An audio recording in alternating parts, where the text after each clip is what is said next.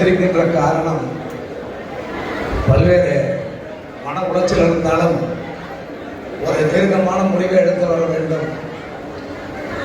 நாம் போதும் என்ற மனநிலைக்கு தள்ளப்பட்டு இன்று ஒரு மனநிலை சரியில்லாத ஒரு நபராக வலம் வந்து கொண்டிருக்கின்றேன். நான் வந்த நோக்கம் கழகம் வெற்றி பெற வேண்டும் என்பதில் எனக்கு எந்த மாற்று கருத்தும் இல்லை.